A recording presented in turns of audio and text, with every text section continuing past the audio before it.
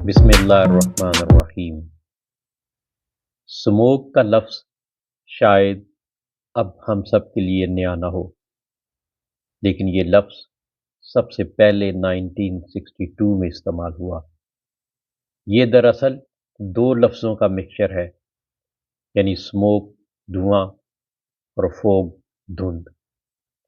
जब धुआं और धुंध आपस में मिक्स हो जाएं तो इसको स्मोक के नाम से जाना जाता है। इस लफ्ज़ के पीछे एक तारीखी वाक़या है, जिसको तारीख में ग्रेट स्मोग ऑफ लंदन के नाम से जाना जाता है, जिसमें कमोबेश 12,000 अफराद लुक़्मा-ए अजल बन गए थे।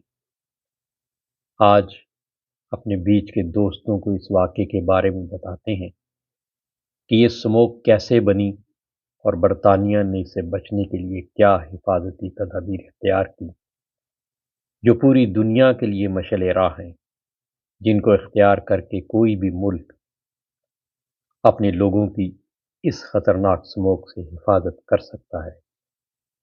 स्मोक का आगाज़ लंदन से हुआ था। लोग 5 दिसंबर 1952 की सुबह उठे तो शहर गहरे स्याह धुएं में डूब चुका था। हाथ को हाथ सुझाई नहीं दे रहा था। हद्दे नज़र सिफर हो चुकी थी। गाड़ियां गाड़ियों को नज़र नहीं आ रही थीं। ट्रेन ड्राइवर पटरी नहीं देख पा रहे थे। पायलट्स को रनवे नज़र नहीं आ रहा था। पूरा शहर धुंध में गुम था। शाम के वक्त पता चला, ये धुंध धुंध नहीं, ये तो एक अजाब है। ये गाढ़ा स्याह धुआं है। ये धुआं अगले दिन 4,000 लोगों की जान ले गया। लोग खांस खांस कर दम तोड़ने लगे। लंदन की समाजी जिंदगी रुक गई। ट्रैफिक बंद हो गई। ट्रेनें मुअत्तल हो गई। फ्लाइट्स मनसूख हो गई। दफ्तर और स्कूल बंद। शॉपिंग सेंटर बंद हो गए और लोगों ने घरों से बाहर निकलना तर्क कर दिया। शहर में सन्नाटा था और इस सन्नाटे में सिर्फ एम्बुलेंसेस की आवाज़ के अलावा कोई आवाज़ सुनाई न देती थी। कब्रिस्तान भर चुके थे। अस्पतालों में मुर्दे और बीमार दोनों एक बेड पर पड़े थे। ये अजाब 5 दिन जारी रहा। 9 दिसंबर की रात बारिश शुरू हुई और फ़ज़ा आहिस्ता आहिस्ता धुलती चली गई, लेकिन अमवात का सिलसिला जारी रहा। दिसंबर के आखिर तक लंदन के 12,000 लोग इंतकाल कर चुके थे, जबकि 1.5 लाख लोग दमे, अशूब चश्म, टीबी और नर्वस ब्रेकडाउन का शिकार थे। माहौलियात के माहिरीन ने तहकीकात शुरू कर दी।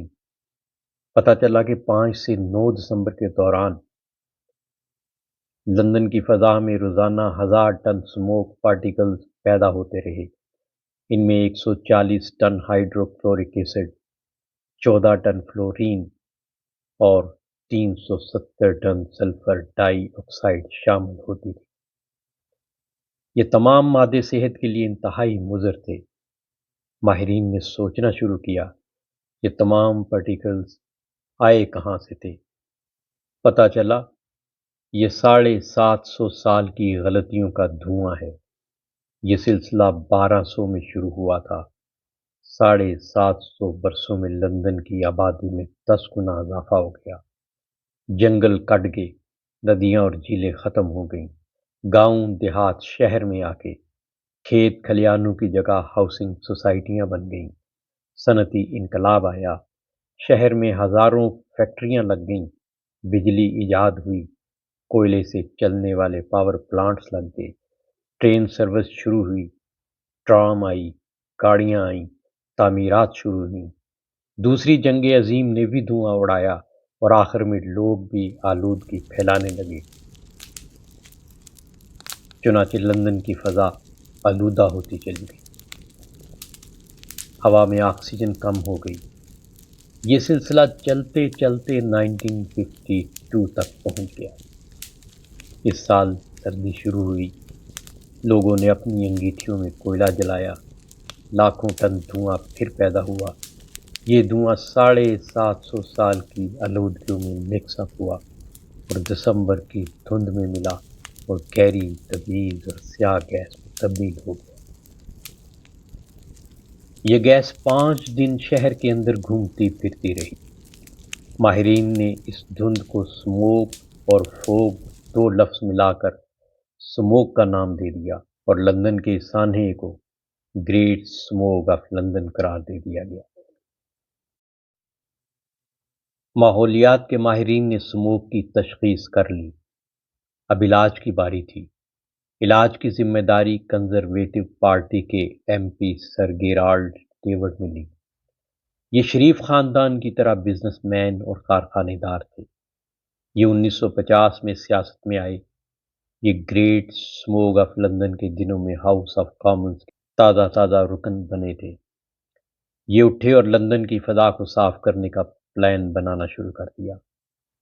یہ ماہرین کے ساتھ مل کر 4 سال منصوبہ بندی کرتے رہے، یہاں تک کہ انہوں نے 1956 میں کلین ایئر ایکٹ بنا لیا۔ یہ ایکٹ ہاؤس آف کامنز میں پیش ہوا اور ایوان نے 5 جولائی 1956 کو اس کی منظوری دے دی۔ یہ ایکٹ 6 بنیادی اصلاحات پر مشتمل تھا۔ حکومت نے شہر کے اندر کوئلے کے استعمال پر پابندی لگا دی۔ عوام کو فائر پلیس کے لیے متبادل ذرائع فراہم کرنے کا اعلان کر دیا گیا۔ حکومت نے 1 سال میں یہ ذرائع فراہم کر دیے۔ ماڈرن ہیٹنگ سسٹم اسی ایکٹ کی پیداوار تھا۔ سردیوں میں بجلی بھی سستی کرنے کا فیصلہ کیا گیا تاکہ لوگ ٹیکس میں گنجائش بھی اور فیکٹریاں شفٹ کرنے کے لیے قرضے بھی دیے گئے۔ بجلی کے تمام پلانٹس 2 برسوں میں لندن سے دور جنگلوں میں منتقل کر دیے گئے۔ لندن اور لندن کے اطراف میں درخت کاٹنا، زرعی زمینوں کے سٹیٹس میں تبدیلی اور گرین ایریاز کے خاتمے پر پابندی لگا دی گئی۔ ملکہ تک کو درخت کاٹنے سے قبل تحریری اجازت کا پابند بنا دیا گیا اور پبلک ٹرانسپورٹ میں اضافے، پرائیویٹ گاڑیوں کی حوصلہ شکنی اور پٹرول کے معیار کو بلند کرنے کا فیصلہ کیا گیا۔ ہاؤس آف کامنز نے ان اصلاحات کی منظوری دی۔ حکومت نے کام شروع کیا اور ایکٹ کی منظوری کے صرف 4 سال بعد 1960 میں لندن کی فضا مکمل طور پر سموگ فری ہو گئی۔ یہ ایکٹ اس قدر مکمل اور سخت تھا کہ سر گیرالڈ ڈیوڈ کو خود بھی اس کا نقصان اٹھانا پڑا اور ان کی اپنی فیکٹریاں بھی لندن سے باہر منتقل ہوئیں۔ اب ہم گریٹ سموگ آف لندن سے گریٹ سموگ آف لاہور کی طرف آتے ہیں۔ پنجاب پچھلے 3 برسوں سے شدید سموگ کا شکار چلا آ رہا ہے۔ نومبر کے مہینے میں لاہور، بہاول نگر، پاک پتن، فیصل آباد اور ٹوبہ ٹیک سنگھ زہریلی دھند میں گم ہو جاتے ہیں۔ پنجاب اس بار بھی سموگ میں دفن ہے۔ ہماری فضا میں اگر 80 مائکرو گرام زہریلے مادے ہوں تو ہمارے پھیپھڑے انہیں برداشت کر جاتے ہیں، لیکن لاہور اور اس کے مضافات میں اس وقت آلودگی کی شرح 200 مائکرو گرام کیوبک میٹر ہے اور اس دفعہ تو یہ 300 سے بھی زیادہ کراس کر چکی ہے۔ اگر فضا کا ٹیسٹ کریں تو ہمیں اس میں کاربن مانو آکسائڈ، سلفر اور نائٹروجن کی بھاری مقدار ملے گی۔ یہ تمام مادے زہر ہیں۔ لاہور کی فضا میں 300 سے 400 فٹ تک آکسیجن کی شدید کمی بھی ہے۔ یہ فضا کتنی مضر صحت ہے، آپ اس کا اندازہ سگریٹ سے لگا لیجیے۔ ہم اگر روزانہ 50 سگریٹ پئیں تو ہمارے پھیپھڑوں کو اتنا نقصان نہیں ہوگا جتنا لاہور کی فضا میں ایک دن سانس لینے سے ہو رہا ہے۔ بھارت ہم سے بھی بڑی بری صورتحال کا شکار ہے۔ بھارت میں 2012 میں سموگ کی وجہ سے 15 لاکھ لوگ مر گئے۔ لاہور میں بھی پچھلے سال 4 لاکھ لوگ متاثر ہوئے تھے۔ یہ سموگ کہاں سے آ رہی ہے؟ یہ سوال بہت اہم ہے۔ اس کے 4 بڑے سورسز ہیں۔ پہلا سورس بھارتی پنجاب کا شہر ہریانہ، ہریانہ میں 10 سال میں چاول کی فصل میں 8 گنا اضافہ ہوا۔ ہریانہ کے کسان اکتوبر کے آخر میں چاول کے پودے کے خشک ڈنڈل اور خالی سٹے جلاتے ہیں۔ بھارتی کسانوں نے اس سال 3 کروڑ 50 لاکھ ٹن ڈنڈل جلائے۔ ڈنڈلوں کے دھوئیں نے دہلی سے لے کر لاہور تک پورے پنجاب کی مت مار دی۔ دوسری وجہ لاہور کی فیکٹریاں ہیں، جن میں دن بدن اضافہ ہوتا جا رہا ہے۔ یہ فیکٹریاں دھواں پیدا کر رہی ہیں۔ تیسری، حکومت نے لاہور کے گرد و نواح میں درجن کے قریب بڑے پاور پلانٹس لگائے۔ بجلی کا ایشو تو قدرے ختم ہو گیا، لیکن فضا آلودہ ہو گئی۔ اور چوتھا سورس گاڑیاں ہیں۔ لاہور شہر میں کسی جگہ آپ نکل جائیں، پارکنگ آپ کو نہیں ملے گی، اور ساتھ ہی شہر کی سڑکیں آپ کو گاڑیوں سے بھری ہوئی نظر آئیں گی۔ ہمارے پٹرول کا معیار انتہائی پست ہے، چنانچہ یہ گاڑیاں چلتا پھرتا سموگ ہیں۔ ان چاروں سورسز کے علاوہ بھی سورسز ہیں۔ لاہور میں ٹائروں کو جلا کر تاریں اور تیل حاصل کیا جاتا ہے۔ شہر میں ٹائر جلانے والے سینکڑوں احاطے موجود ہیں۔ سیالکوٹ ریجن میں بھی اس موسم میں منجی کی باقیات جلائی جاتی ہیں۔ لاہور کی آبادی بھی پھیل رہی ہے۔ مضافات میں جنگل، کھیت اور کھلیان بھی ختم ہو رہے ہیں۔ آپ لاہور کے گرد ہاؤسنگ سوسائٹیوں کا ڈیٹا نکال کر دیکھ لیجئے، آپ سر پیٹ کر رہ جائیں گے۔ یہ ان سوسائٹیوں کا کمال ہے۔ اب ہم سبزیاں، پھل، اناج بھی چین سے امپورٹ کر رہے ہیں۔ ہم امرود، تربوز، آڑو، کینو اور آم بھی درآمد کر رہے ہیں۔ چنانچہ لاہور تیزی سے سموگ میں ڈوبتا چلا جا رہا ہے۔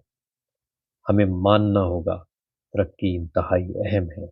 ہمیں یہ بھی ماننا ہوگا کہ حکومت پنجاب نے بے تحاشا کام کیا۔ لاہور اس وقت ملک کا خوبصورت اور ترقی یافتہ ترین شہر بن چکا ہے۔ پنجاب میں انگریز کے بعد پہلی مرتبہ اتنے بڑے پیمانے پر ترقیاتی کام ہوئے تھے۔ لیکن اس کے ساتھ ساتھ یہ بھی حقیقت ہے کہ ترقی کا جھنڈا لاشوں پر نہیں لگایا جاتا۔ پنجاب اگر اس ترقی کے ہاتھوں میں بیمار ہو گیا، یا لوگ اگر مرنا شروع ہو گئے، تو یہ ذمہ داری بھی بہرحال حکومت کے کندھوں پر جائے گی۔ چنانچہ میری درخواست ہے، پنجاب حکومت فوری طور پر کلین پنجاب کمیشن بنائے، فضائی آلودگی کی وجوہات تلاش کرے، اصلاحات کرے، اسمبلی سے منظوری لے اور لاہور کو لندن کی اسپرٹ سے صاف کرنا شروع کر دے۔ لاہور اور اس کے گرد و نواح میں اصلی شجرکاری کرائے، فیکٹریاں باہر شفٹ کرائے، گاڑیوں کی تعداد کنٹرول کرے، پیٹرول کا معیار بہتر بنائے، کوڑا، ٹائر اور کوئلہ جلانے پر پابندی لگائے۔ درخت کاٹنے کی سزا متعین کی جانی چاہیے۔ حکومت کلین ایئر لندن ایکٹ سے بھی مدد لے سکتی ہے، اور یہ بھوٹان ماڈل کو بھی اسٹڈی کر سکتی ہے۔ یہ بھارتی حکومت کے ساتھ مل کر دھان کی باقیات جلانے پر بھی پابندی لگا سکتی ہے، اور یہ بچوں کے سلیبس میں ماحولیات کا مضمون بھی متعارف کرا سکتی ہے۔ یہ اقدامات ضروری ہیں، ورنہ دوسری صورت میں پنجاب اور بالخصوص لاہور ایک ترقی یافتہ قبرستان بن جائے گا، اورنج لائن ٹرین اور میٹرو مردے ڈھونے کے کام آئے گی۔ انا للہ و انا الیہ راجعون۔